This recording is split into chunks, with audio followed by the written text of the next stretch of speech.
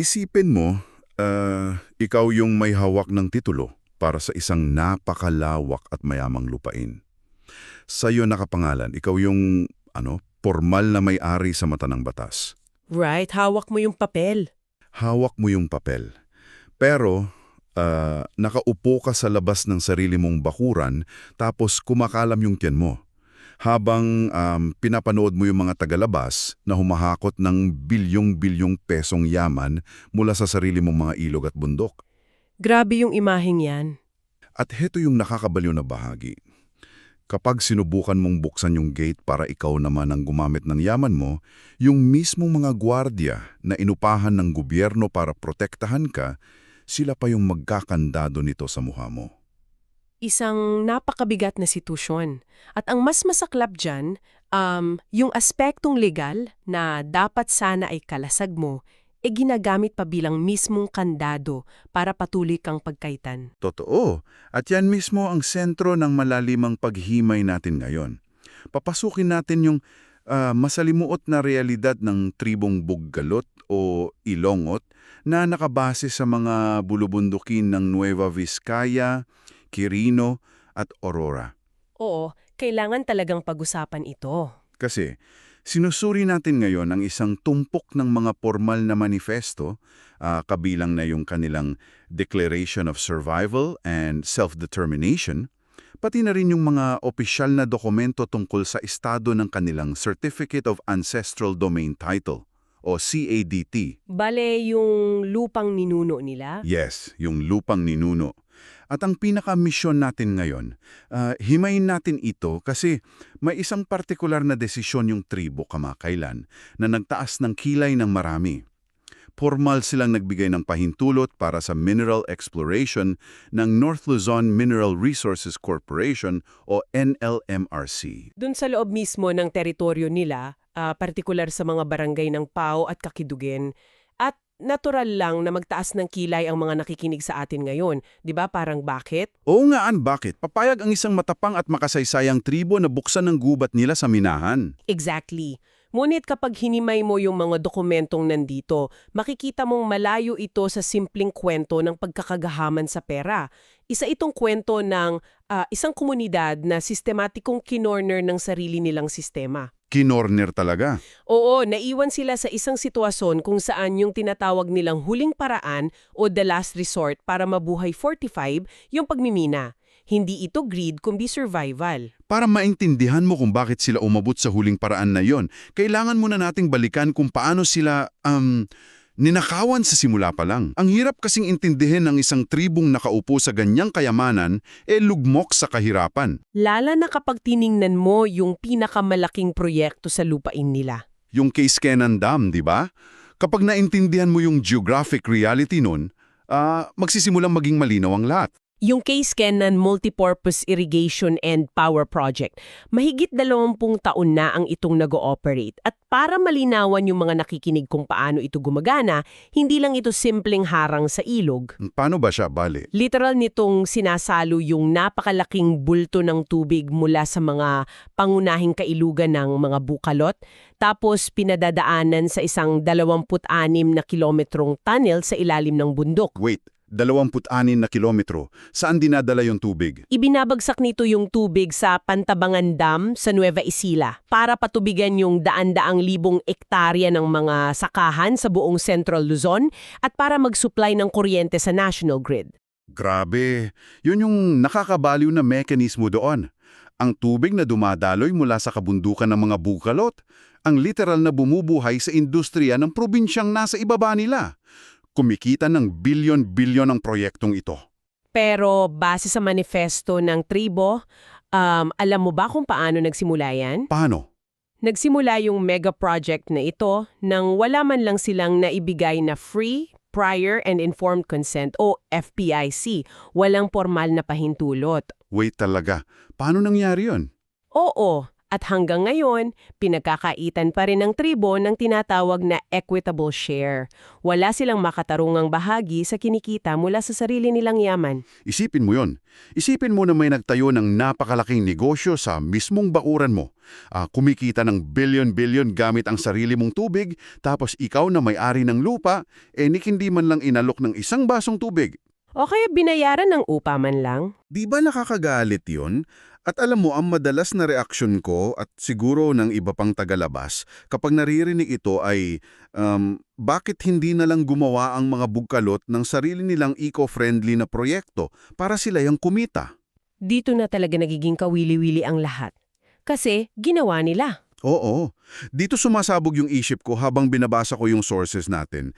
Sinubukan nilang magtayo ng sarili nilang 120 megawatt na clean energy project, yung Diduyun Hydro Project. Gusto nilang paunlarin yung sarili nilang likas na yaman, di ba? Oo. Nagpartner pa nga sila sa isang private developer para mag-produce ng renewable energy nang hindi sinisira yung bundok. At ang nakakabighani dito ay kung sino pa yung pumigil sa kanila. Noong gusto nilang igiit ang karapatan nila, hinarang sila ng mismong National Commission on Indigenous Peoples o NCIP. Teka, yung NCIP? Oo, ibinasura ng ahensya yung aplikasyon ng tribo na i-exercise ang kanilang priority rights noong 2022. Ipinagbabawal silang i-develop yung sariling nilang proyekto. Himayin natin yung lohikanan kasi parang hindi ka panipaniwala. Nakakabuo ang gobyerno ng isang higanting dam tulad ng Kaseknan, hinihigop yung tubig papunta sa ibang probinsya at okay lang yon. Kasi para sa pambansang pag-unlad, di ba? Pero kapag yung mismong mga may-ari ng lupa ang gustong gumawa ng malinis na hydro plant para magkaroon sila ng kabuhayan at makatulong pa nga sa supply ng kuryente ng bansa, biglang, oops, bawal yan. Hindi nyo pwedeng paunlarin yung sarili ninyong yaman. Anong klaseng baluktot na pangangatwiran iyon? Isa itong malaking kabalintunaan. Kukuha ng gobyerno ang yaman nila para sa iba, pero kapag sila na ang gustong mag-develop, pinagbabawalan sila. Direktang pagsikil ito sa karapatan nila sa sariling pagpapasya. Ang lala at nakakatawa sana kung hindi lang literal na nakakamamatay ang epekto nito Kasi yung patuloy na pagnanakaw sa yaman nila at yung pagharang sa sarili nilang inisyatibo, nagdulot talaga ng malawakang kahirapan. Kapag diningnan natin yung sitwasyon sa loob ng CADT, based sa kanilang Ancestral Domain Sustainable Development and Protection Plan o ASDSDP, nakakapanlumo. Oo, nabasa ko yung datos nila dyan. Akala natin kasi, dahil may titulo sila sa daan-daang libong hektarya ng gubat, mayaman sila. Lugmok sila sa kahirapan sa ibabaw ng sarili nilang kayamanan. Walang mga pangunahing serbisyo. Walang basic services. Sa mga manifesto nila, sinasabi na kulang sa mga health center, walang doktor, walang gamot, walang malinis na inuming tubig. At ironic, di ba? Wala rin silang kuryente. Paano nangyari yun? Yung mga taong nagmamay-ari ng lupain na nagbibigay ng kuryente sa ibang probinsya, namamatay sa simpleng sakit dahil walang gamot, tapos nangangapa sa dilim sa sarili nilang mga bahay. Kung ikokonekta natin ito sa mas malaking larawan, hindi aksidente ang kahirapan ito. Isa itong resulta ng sistematikong pagpapabaya Ng gobyerno? ng pambansa at lokal na pamahalaan.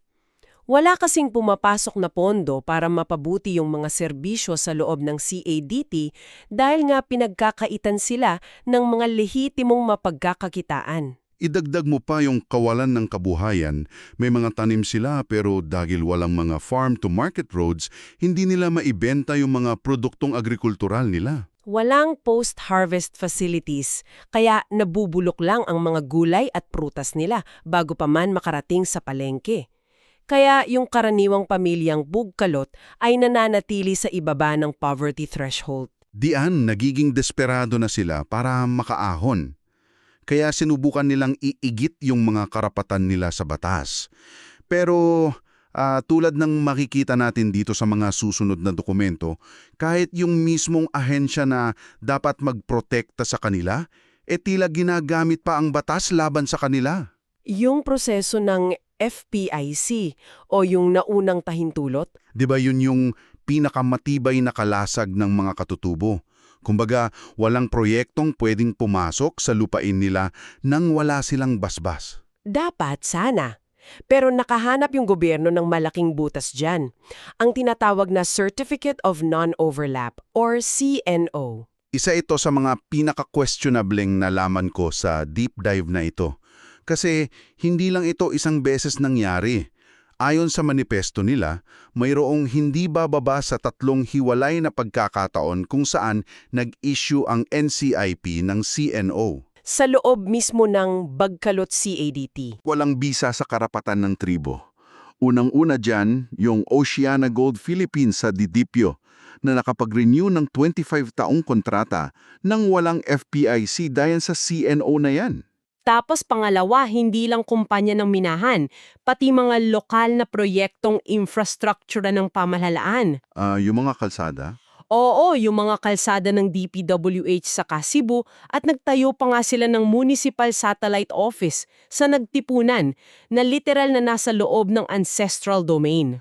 At yung pangatlo, iba't ibang exploration permits na ginamitan ng lumang proklamasyon, yung Proclamation 1498, bilang dahilan para ibaliwala yung modernong titulo ng mga bugkalot.